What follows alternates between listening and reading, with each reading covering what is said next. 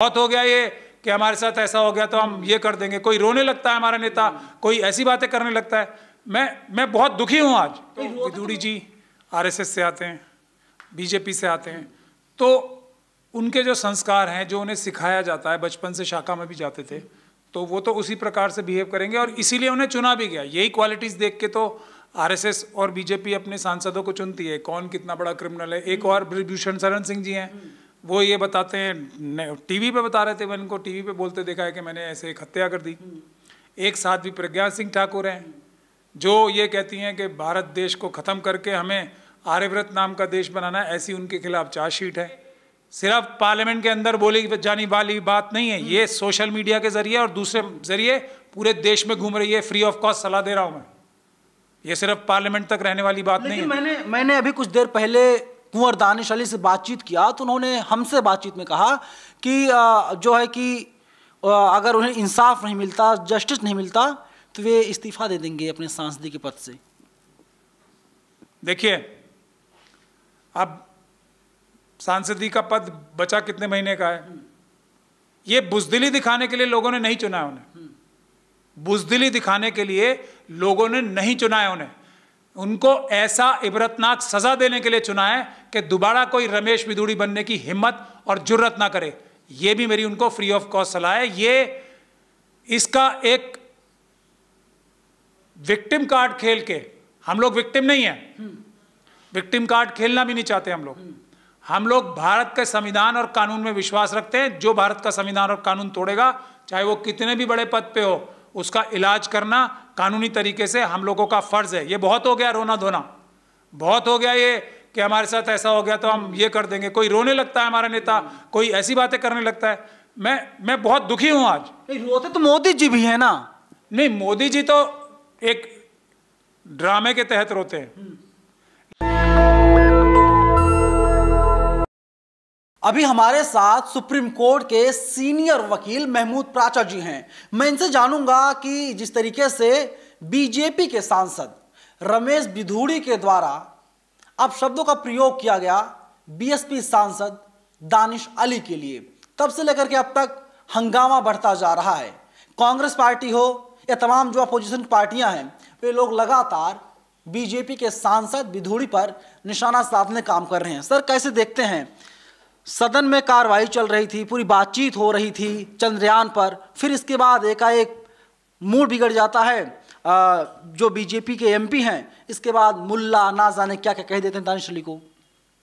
देखिए, इसमें मैं यही कह सकता हूं कि जो पहला शब्द, एक तो विदुड़ी जी आरएसएस से आते हैं, बीजेपी से आते हैं, तो उनके जो संस्कार हैं, जो उन्हें सिखाया जाता है, बचपन से शाखा में भी जाते थे, तो वो तो उसी प्रकार से बिहेव करेंगे और इसीलिए उन्हें चुना भी गया। यही क्वालिटीज देख के तो आरएसएस और बीजेपी अपने सांसदों को चुनती है, कौन कितना बड़ा क्रिमिनल है। एक और ब्रिजभूषण शरण सिंह जी हैं, वो ये बताते हैं, टीवी पे बता रहे थे, मैंने उनको टीवी पे बोलते देखा है कि मैंने ऐसे एक हत्या कर दी। एक साध्वी प्रज्ञा सिंह ठाकुर हैं जो ये कहती हैं कि भारत देश को ख़त्म करके हमें आर्यव्रत नाम का देश बनाना है, ऐसी उनके खिलाफ चार्जशीट है। वो गांधी जी के हत्या करने वाले को बहुत बड़ा देवता और महात्मा बताती हैं। तो ये छांट छांट के जो रत्न लाते हैं ना आरएसएस वाले, ये अपने जो क्वालिटीज़ जिनको पसंद करते हैं आरएसएस, उनको छाट छाट के लाते हैं, तो वो तो उनका चाल चरित्र और चेहरा है। मुझे दानिश अली जी को एक फ्री ऑफ कॉस्ट सलाह देनी है आज। एक तो वो कम से कम आज के बाद जो वो रोज़ा इफ्तार करते हैं और जो वो गले में बाहें डाल के आरएसएस और बीजेपी वालों के साथ घूमते हैं, दोस्ती रखते हैं उनसे, आज से वो टोटली बंद कर दें।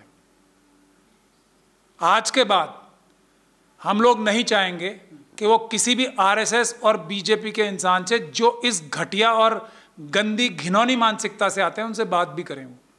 पहली तो मैं उन्हें फ्री ऑफ कॉस्ट सलाह ये दे रहा हूँ, क्योंकि इससे जो पहला शब्द यूज़ किया उन्होंने, वो उनके आपस की बात थी, उससे मुझे कोई लेना देना नहीं है। अगर वो चाहें तो किसी अच्छे वकील को कर सकते हैं। अगर वो मेरे क्लाइंट होते तो मैं इस रमेश विदुड़ी को इतने साल जेल में भिजवाता कि शायद ये दोबारा एमपी का चुनाव नहीं लड़ पाता। ये मैं खुलेआम बता रहा हूँ कि अगर किसी मेरे क्लाइंट को ऐसे कह दे तो उन्हें एक अच्छे वकील की तलाश करनी चाहिए और इस गुंडे को, इसकी सही जगह जेल में पहुंचाना चाहिए और इसकी हिस्ट्री निकालनी चाहिए, कितने अनऑथराइज इसने कब्जे कर रखे हैं। वहाँ जो मेरे पास एक केस है, मैं करूँगा ही, उसमें हम कर ही रहे हैं, जो तुगलकाबाद फोर्ट के अंदर कितने अनऑथराइज कब्जे कर रखे हैं इन्हीं रमेश विधूड़ी जी ने, उसके खिलाफ मैं तो कार्रवाई कर ही रहा हूँ। लेकिन दानिश अली जी से मैं एक एक्सपेक्ट करूँगा कि पहला शब्द जो बोला, मैं तो बोलना नहीं चाहता क्योंकि मेरे संस्कार वैसे नहीं है, मैं कहीं बंद कमरे में भी नहीं बोल सकता हूँ शब्द। बाकी शब्द जो शब्द बोले वो उनको निशाना बना के पूरी कम्युनिटी को बोले हैं। तो अगर वो कम्युनिटी के नेता हैं, अगर वो कम्युनिटी के बारे में इतना सा भी सोचते हैं, तो इस पर सख्त से सख्त कानूनी कार्रवाई करनी चाहिए।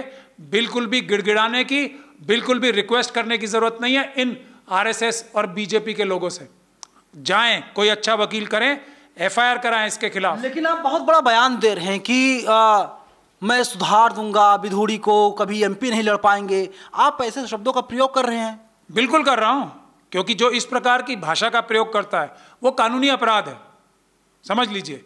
और 2 साल से ज्यादा सजा होगी तो फिर लड़ पाएंगे। अभी राहुल गांधी जी के साथ क्या हुआ था, इसलिए बोल रहा हूं, चुनाव इसलिए नहीं लड़ पाएंगे। और जो इन्होंने अवैध कब्जे किए हैं, और जो बाबा साहब डॉक्टर भीमराव अंबेडकर की मूर्ति गिरवाई है जो तुगलकाबाद फोर्ट के अंदर, वो केस मैं ही कर रहा हूं। तो उसमें आप सब लोग देखेंगे, उसमें तो इनके खिलाफ कार्रवाई होनी है। परसेप्शन सर, परसेप्शन बना हुआ है कि अगर सदन में, चाहे लोकसभा हो चाहे राज्यसभा हो, आप किसी नेता को लेकर कुछ बोलते हैं तो आप मानहानि का केस नहीं कर सकते हैं। इसीलिए तो कह रहा हूं किसी अच्छे वकील से। मैंने कहा ना, मेरा केस हो जाएगा, केस हो जाएगा, 100% हो जाएगा। ये सिर्फ पार्लियामेंट के अंदर बोली जाने वाली बात नहीं है, ये सोशल मीडिया के जरिए और दूसरे जरिए पूरे देश में घूम रही है। फ्री ऑफ कॉस्ट सलाह दे रहा हूं मैं, ये सिर्फ पार्लियामेंट तक रहने वाली बात नहीं है। मैंने अभी कुछ देर पहले कुंवर दानिश अली से बातचीत किया तो उन्होंने हमसे बातचीत में कहा कि जो है कि अगर उन्हें इंसाफ नहीं मिलता, जस्टिस नहीं मिलता, तो वे इस्तीफा दे देंगे अपने सांसदी के पद से। देखिए, अब सांसदी का पद बचा कितने महीने का है, ये बुजदिली दिखाने के लिए लोगों ने नहीं चुना है उन्हें। बुजदिली दिखाने के लिए लोगों ने नहीं चुना है उन्हें, उनको ऐसा इबरतनाक सजा देने के लिए चुना है कि दोबारा कोई रमेश विधूड़ी बनने की हिम्मत और जुर्रत ना करे। ये भी मेरी उनको फ्री ऑफ कॉस्ट सलाह है। ये इसका एक विक्टिम कार्ड खेल के, हम लोग विक्टिम नहीं है, विक्टिम कार्ड खेलना भी नहीं चाहते हम लोग भारत के संविधान और कानून में विश्वास रखते हैं। जो भारत का संविधान और कानून तोड़ेगा, चाहे वो कितने भी बड़े पद पे हो, उसका इलाज करना कानूनी तरीके से हम लोगों का फर्ज है। ये बहुत हो गया रोना धोना, बहुत हो गया ये कि हमारे साथ ऐसा हो गया तो हम ये कर देंगे। कोई रोने लगता है हमारा नेता, कोई ऐसी बातें करने लगता है। मैं बहुत दुखी हूं आज। रोते तो मोदी जी भी है ना। नहीं, मोदी जी तो एक ड्रामे के तहत रोते हैं, लेकिन ये कह के तो नहीं रो रहे देखो मुझे मारा जा रहा है इसलिए रोते हैं। वो हमारे नेता रोते हैं, उससे हमें दुख होता है। खास तौर पे मुस्लिम कम्युनिटी के जो नेता हैं, अगर वो ईमान वाले हैं तो डर और ईमान का कोई आपस में ताल्लुक नहीं है। डरना नहीं है, जालिमों का हाथ पकड़ना है, कानूनी तरीके से उनको जेल भिजवाना है, उसके लिए कार्रवाई करें। ये इस्तीफा देने के लिए चुने क्यों गए थे? वो इस्तीफा देने के लिए चुने गए थे, या अपनी जनता को न्याय कैसे दिलवाएंगे? अगर खुद ही इस्तीफा देने की बातें कर रहे हैं तो वो बहादुरी से बातें किया करें। बहादुर लोगों की जरूरत है इसमें। लेकिन राजनाथ सिंह का बयान आया, वे माफी मांग रहे हैं, और जेपी नड्डा साहब जो बीजेपी के राष्ट्रीय अध्यक्ष हैं, उन्होंने नोटिस जारी किया। उन्होंने कहा कि विधूड़ी आपके खिलाफ कार्रवाई क्यों ना की जाए, आप इसका हमें जवाब दीजिए। देखिए, वो उनका आउटलुक है कि वो मैनेजमेंट कैसे करते हैं वो, क्योंकि पूरी दुनिया देख रही है। ये पूरी दुनिया को जो मैसेज दे रहे हैं आरएसएस और बीजेपी वाले, जो मुस्लिम कंट्रीज से दुश्मनी कराने के लिए, ये बड़ी साजिश है जिसमें चाइना और पाकिस्तान शामिल हैं। जो मुस्लिम कम्युनिटी को, देखिए पहले लफ्ज से मुझे कोई इतराज़ नहीं है, वो उनका जाती मामला है, दोनों आपस में दोस्त भी हैं, उनके घनिष्ठ संबंध भी हैं, उससे मुझे कोई लेना देना नहीं है। वो अपनी आज से दोस्ती खत्म करके और उसका सबूत पहले बताएं पूरी दुनिया को, पहली बात। दूसरी बात ये कि ये बड़ी साजिश का हिस्सा है। आरएसएस और बीजेपी के लोग बहुत बड़ी साजिश के तहत इस प्रकार की बातें बोलते हैं ताकि मुस्लिम कंट्रीज भारत से नाराज हों, इस्लाम के खिलाफ बोलते हैं ताकि मुस्लिम कंट्रीज भारत से नाराज हों, ताकि पाकिस्तान और चाइना को फायदा हो।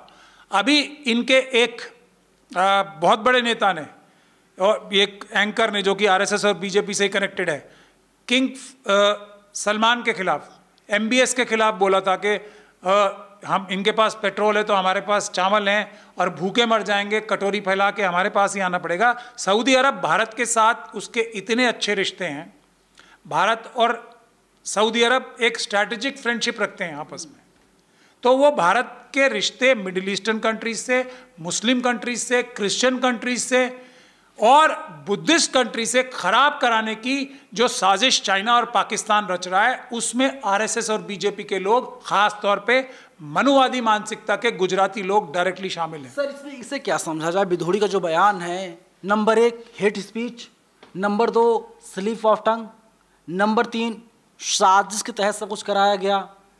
मैं बताता रहा हूँ चाइना और पाकिस्तान को इससे कितना फायदा होगा, ये एक बड़ी साजिश है। विधूड़ी का जो बयान है, विधूड़ी ने एक मेंबर ऑफ पार्लियामेंट के बारे में ये सब बोली हैं बातें। मैं इसीलिए कह रहा हूं, मेंबर ऑफ पार्लियामेंट है, एमपी है। वो तो हैं, लेकिन बोली किसके बारे में ये बातें? वो मेंबर ऑफ पार्लियामेंट है, वो पार्लियामेंट हैं, बिल्कुल वो भारत के चुने हुए मेंबर ऑफ पार्लियामेंट हैं, उनको बोली गई है ये बात।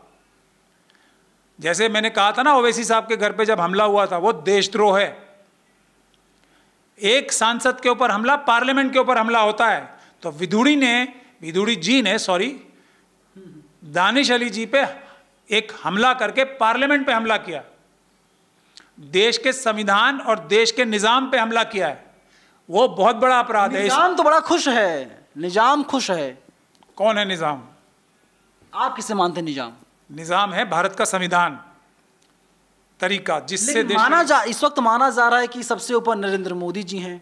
नहीं, वो तो एक छोटे से नौकर हैं 5 साल के, जिसको देश की जनता अपने नौकर के रूप में चुनती है। वो कहते हैं ना नरेंद्र मोदी, नरेंद्र का पर्यायवाची है राजा, तो जाहिर सी बात राज कर रहे हैं देश पे हमारे। कोई भी अपना नाम राजा रख ले तो वो राजा नहीं बन जाता ना, राजा अपने कर्मों से बनता है और इज्जत अपने कर्मों से लेता है। मोदी जी और आरएसएस और अमित शाह जी और बहुत सारे लोग जो इनका पूरा पैराफर्नेलिया है, उन्होंने देश का लाखों करोड़ रुपया खर्च कराया मोदी जी को प्रमोट करने में। भारत से ज्यादा प्रमोशन या भारत से ज्यादा पॉपुलैरिटी उनकी कराई, भारत की कॉस्ट पे कराई, इंडिया की कॉस्ट पे कराई। इंडिया के लिए कहीं डिफेंड नहीं करते वो, मोदी जी को डिफेंड करने के लिए वो हर जगह आगे रहते हैं।